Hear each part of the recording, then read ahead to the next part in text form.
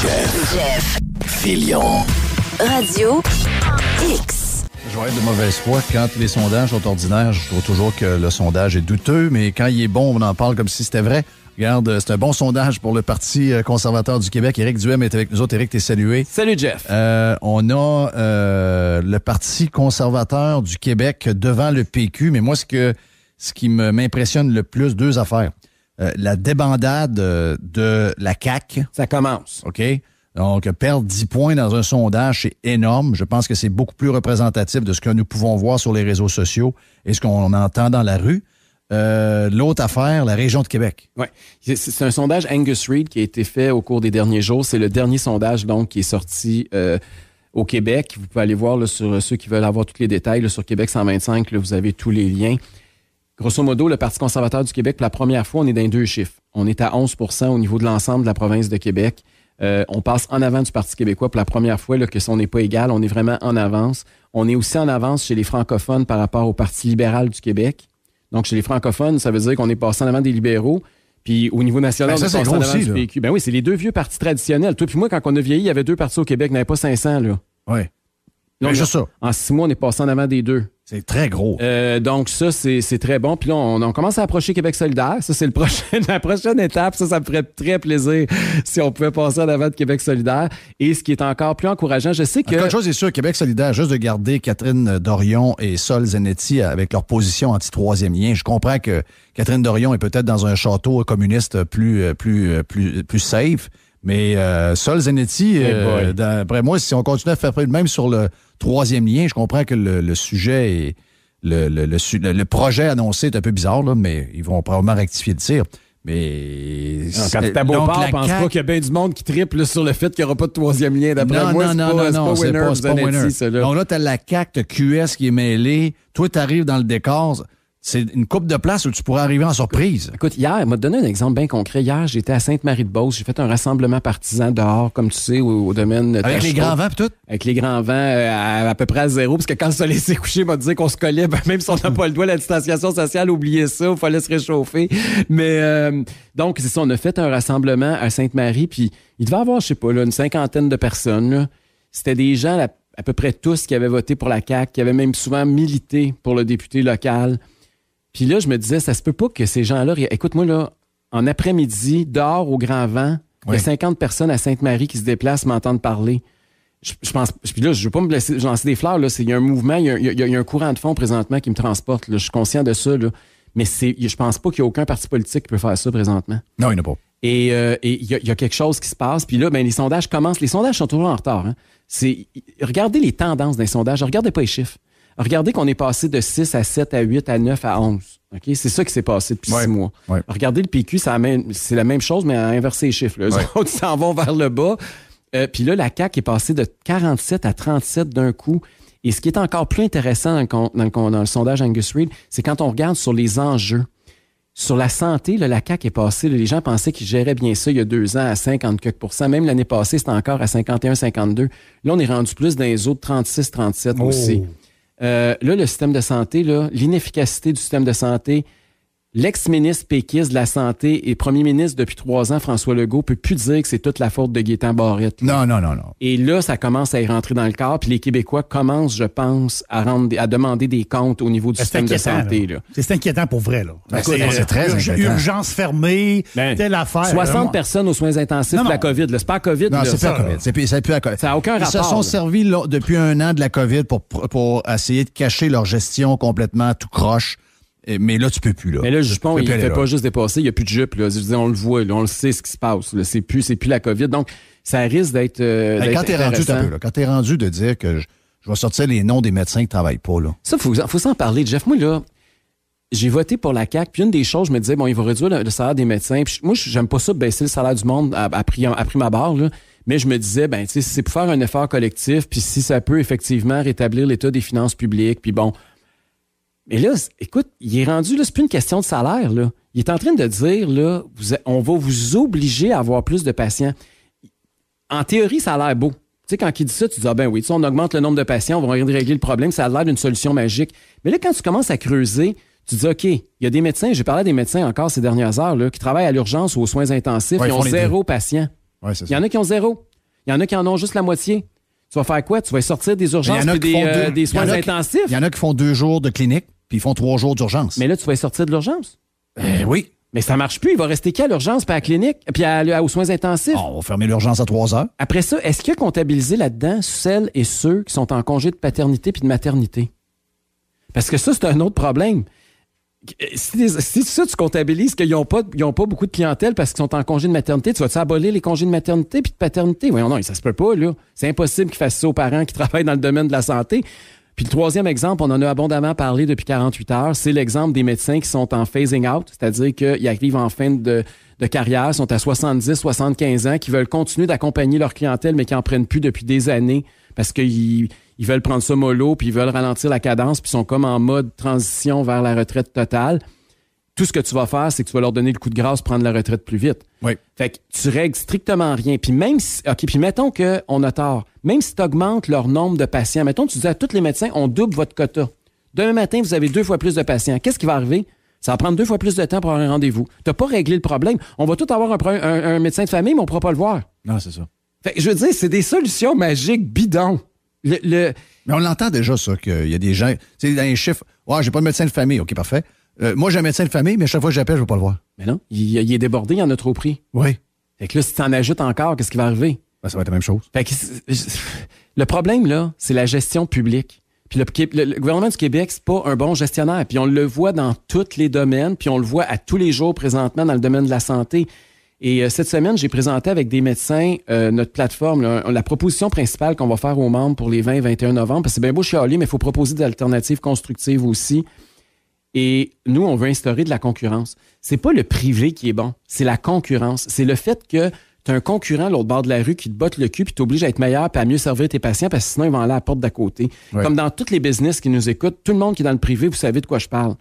Et c'est ça qu'il faut instaurer dans le système public. Il faut qu'on ait un concurrent. Il faut que, comme patient, on ait un choix. Et donc, j'ai été chanceux. Il y a un paquet de médecins qui ont contribué puis de gens, de spécialistes du domaine qui ont contribué à élaborer des propositions dans ce sens-là. Il faut venir au système scandinave, européen, etc. C'est-à-dire que... Pratiquement tous les pays d'Europe, c'est comme ça. Donc, tu t'appelles au système public, tu n'as pas de rendez-vous en dedans de 48 heures pour voir ton médecin ou voir un médecin. Bien, si tu ne l'as pas, tu t'en vas au privé. Puis ils vont payer. Ils vont payer. On paye une assurance. C'est une assurance maladie. Puis arrêtez de penser que c'est gratuit. Là. Vous payez une fortune, vous payez 1 milliard par semaine pour cette assurance-là. Oui. Puis quand il t'arrive un dégât, imaginez, là, vous avez une assurance maison, puis quand vous appelez la compagnie parce que vous avez un pied d'eau dans le sous-sol, qui vous disent « Ah, ben ça va l'année prochaine. » Oui. Voyons donc, on n'accepterait pas ça. On Calinette va arriver juste l'année prochaine. On dit 10 fois plus d'argent au gouvernement. On vous envoie Calinette, mais ils vont envoyer juste l'année prochaine. Ben voyons donc. La maison va être finie. Tu as une obligation de résultat, puis si tu n'es pas capable de me livrer le service pour lequel j'ai payé mon assurance, ben tu vas payer un autre fournisseur de services qui va m'offrir ce que j'ai payé pour. C'est ça, un système concurrentiel. Puis d'ailleurs, les tribunaux ont déjà statué là-dessus. Rappelle-toi, en 2005, l'arrêt Shaouli, là, c'est bien vieux, puis il n'y a peut-être pas grand monde qui se souvient de ça au Québec. Moi, je m'en souviens. Mais il y a un médecin qui avait contesté devant, ça s'est rendu jusqu'en Cour suprême, puis il a gagné. On ne peut pas empêcher quelqu'un de s'assurer, puis on est obligé de lui permettre de s'assurer pour ses soins. Ta santé, là, c'est plus important que ta maison puis ton dégât d'eau dans ton sol. Mais pourquoi les journalistes montréalais sont contre ça? Ça les intéresse pas. Il y a comme un dogme. Non, ça se peut pas. Là. On parle de soigner des gens. Il y a un dogme sur le monopole public. On s'en fout du don. On s'en fout de. Mais c'est une religion, Jeff. Ça ne se questionne pas un dogme. Mais non, mais tout le monde, peu importe, là, même si tu travailles à la presse, là, tu travailles à Radio-Canada, là, à un moment donné, tu vas avoir besoin d'un médecin. Tout le monde veut voir un médecin quand tu as besoin. Quand tu es malade, tu as besoin de voir un médecin. Quand tu as besoin de voir un spécialiste, tu veux voir un spécialiste. Là, je vais pas être attendre 2 ans. Puis bien cheap, là, mais souvent, les gens des médias, puis même en politique, eux, ils sont comme toi et moi, Jeff. Ils ont les moyens de se payer un médecin de famille privé. Puis quand ça marche pas, le système public, ils vont en porte d'à côté. Mais c'est ça qui est le problème actuellement. C'est que les élites qui nous rentrent dans la gorge le monopole public, eux-mêmes ne veulent pas toujours aller dans le monopole public. C'est François Legault, n'oubliez pas, là, ses enfants sont allés à l'école privée, puis lui-même a été membre d'une clinique privée au niveau de la santé. Là. Ce gars-là, il est devenu aujourd'hui le champion du monopole public, mais quand c'est pour lui et sa famille, ça ne l'intéresse pas. C'est toujours le même discours hypocrite. À un moment donné, il faudra démasquer ça. Oui, c'est ça, clair. Puis les journalistes, je suis pas sûr qu'ils sont pas dans le même modèle. D'après moi, ils le sont. Oui, mais pourquoi ils veulent pas ça pour leurs lecteurs? Le monde qui sont toujours là à dire qu'ils défendent le bien commun. Ils ont le cœur sur la main. Nous autres, on est des gens de centre-droite. On n'a pas de cœur. C'est pour bien paraître, j'imagine. Ça paraît bien de dire, nous autres, on est des partisans du monopole public. Mais un monopole, ça marche pas, qu'il soit public, privé, ça ne fonctionne pas. Puis là, on le voit partout. En tout cas, ça va être l'enjeu, je pense, principal de la campagne. En garantie. Ça, c'est la campagne, c'est elle. Et il va falloir qu'on tape sur ce clou-là. Tu sais, moi, je te l'ai dit, Jeff, là, je prendrai pas 500 engagements. Là. Je vais en avoir 4-5, là. Puis ça va être le clou sur lequel m'avoir un gros marteau, puis je vais faire ça tous les jours. Puis l'histoire des spécialistes, là, explique-moi ça.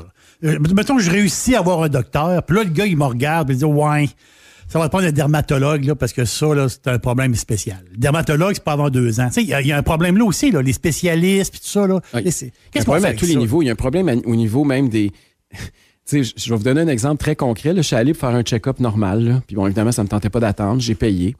Et là, pour avoir mes tests, là, il me dit, tu peux aller à telle place pour faire tes radiographies. Mais là, évidemment, c'est la maudite liste d'attente. Même les prises de sang. Ou tu peux aller au public, au privé. Fait que là, je dis, ça, c'était pas très cher. Un peu, le pire, c'était pas très cher. C'était en bas de 100$, là, cette affaire-là. Là. Fait que là, je dis, là, c'est un no-brainer. Ah ouais, je m'en vais, je paye 100$. Là, je m'en fous. Là, c'est ma santé. Là, c'est ce que j'ai de plus cher. Mais parce que j'ai fait ça, là, je retourne au public après pour les analyses de mes résultats. Oui. Mais là, je passe devant eux. J'ai payé, moi, fait que j'ai eu mes résultats tout de suite. Moi, le lendemain, je les avais. Eux autres, ils attendent des mois, l'autre bord, là. Ils sont pognés dans la gate là, du public. Comprenez-vous comment ça n'a pas de sens? Comment c'est injuste? Non, ça n'a pas de sens. Ça n'a pas de sens. Mais je comprends pas que... Moi, je comprends pas la gauche. La gauche devrait avoir notre discours. Ben oui. Parce que, ultimement, c'est de soigner le monde. C'est de soigner le monde. Tu sais, je veux dire, il me semble que... On a l'air des gens de gauche. On dirait que c'est nous autres, les gens de gauche. On dirait que les gens de cœur, de gauche, tu dis, on a des gens de cœur. On dirait que c'est nous autres. On dirait que c'est méchant. C'est eux autres les rendus méchants. Ils défendent un modèle à tout prix. C'est devenu une idéologie qui est non questionnable. Puis on va brasser le pommier. Je sais pas jusqu'où ça va aller. Je sais pas comment on va réussir à imposer ce thème-là. Mais il va falloir que ça vienne parce que la population, c'est ça qu'elle va entendre parler. Moi, autour de moi, je te le dis, là, autour de moi, les gens que je connais, là, mes amis, il y a un sujet, c'est ça. Là. Il y a un sujet. On est tous du monde dans la cinquantaine. Je ne dis pas qu'on est. C'est-à-dire, à un moment donné, 50. Le bad luck peut arriver là. Ben là, c'est ça. Là. À un moment donné. Tu commences à y penser. Tu commences tranquillement. À 30 ans, tu ne penses pas à ça. Mais non. Tu casses un bras en faisant tel sport. OK, tu as besoin de quelqu'un là, mais je veux dire, tu ne penses pas à des affaires qui arrivent en vieillissant, c'est ça. Là. Tu cherches une certaine sécurité. Les gens.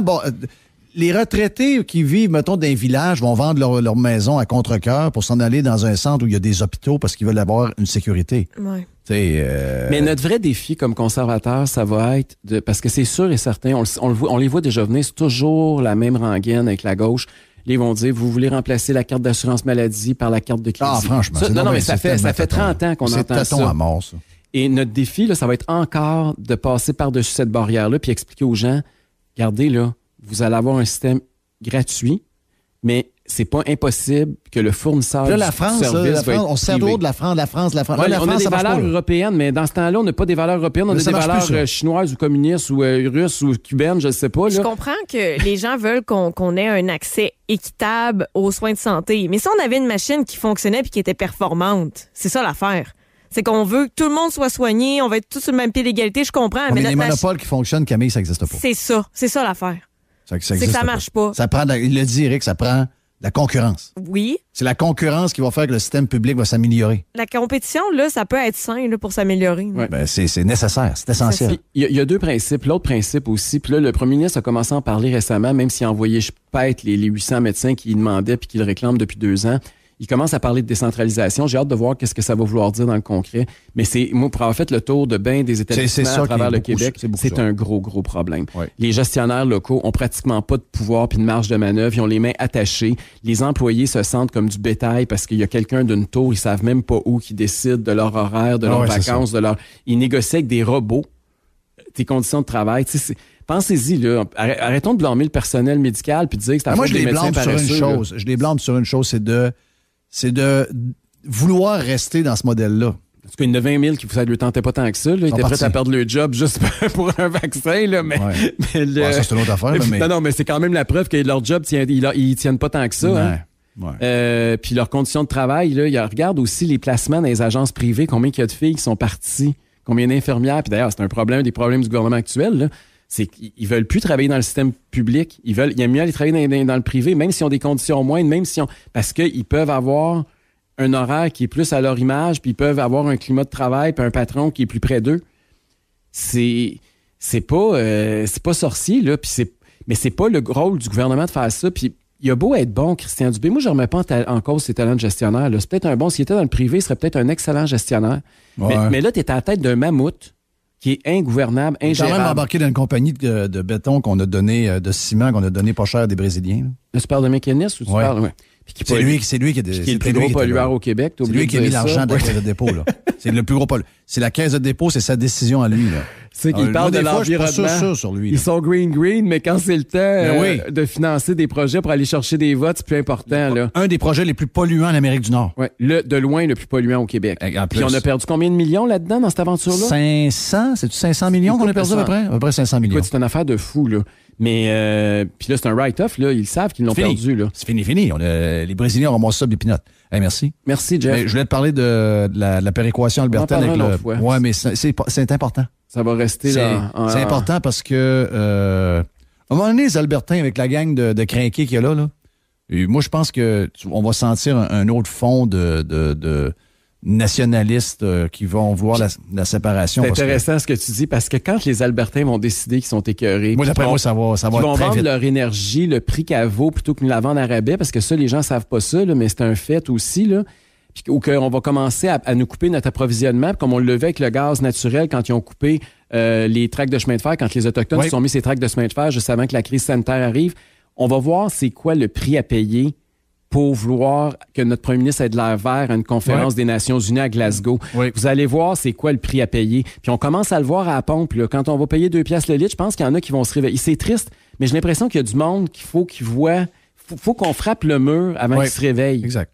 On a beau le dire, on a l'impression qu'ils ne nous croient pas. T'as raison. Et là, on est en train de rentrer dans le mur. On voit pas le mur, là. On est en train de rentrer dedans. Les prix, on commence déjà à exploser pour l'énergie partout à travers le monde, là. Ah ouais, c'est fou. Là, les manques avec l'énergie renouvelable de certains pays qui manquent de gaz naturel, qui ont peur à l'hiver qui s'en vient parce qu'on a trop tourné vers les panneaux solaires et trop de moulins à vent qui fonctionnent pas autant. Regarde. Merci Éric Duhem, chef du Parti conservateur du Québec. Ne manquez pas dans les prochaines minutes, c'est le retour avec la gang à JC, mais aussi c'est le débat municipal à partir de 3h ici même sur Radio X. Bon show de retour et bon débat. Jeff Filion. Réécoute les meilleurs moments sur filion.radiox.com. Radio X.